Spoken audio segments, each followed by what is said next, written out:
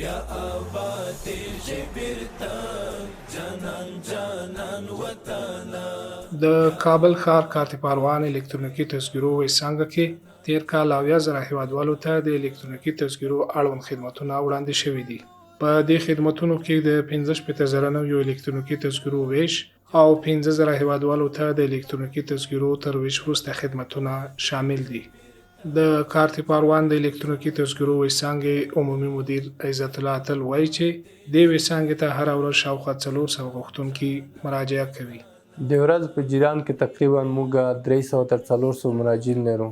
د 1404 کال له شروع تر دې دمه 9,000 شاوخوا الکترونیکي تذکرې وېشل شوي دي.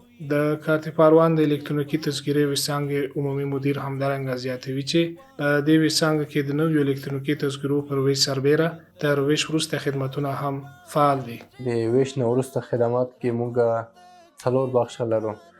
مصنع تذکرې دي، تجدید تذکرې دي، ثبت تولدات دي او ثبت ازدواج. د ښاغلی اتل په وینا د الکترونیکي تذکرو د ویسانګو مدیریتونو ته د ځینو صلاحیتونو په تفویض سره او په ویسانګو کې د مایوند بانک څانګو په رامنځته کېدو هېوادوالو ته زیاتې اسانتیاوې رامنځته شوې دي. د الکترونیکي تذکرې ځینې غوښتونکي په دې ویسانګه کې د خدمتونو له بهیر خوښ دي او وايي زه کابل ته راغلی یم کارته پروان ته د تذکرې دپاره. تذکره مې واخیستله په یوه هفته کې او ګټه دا لري چې مثال د خبرې موږ سیم کارتونه دي په برقي تذکرو باندې اخلو داسې نه راکوي باید واخلو. مثال د خبرې په دولتي ادارو کې د موږ دپاره په کار کېږي پاسپورټ چې اخلي موږ ته په کار ده یعنې د ټول شي دپاره د موږ ته په کار ده باید واخلو.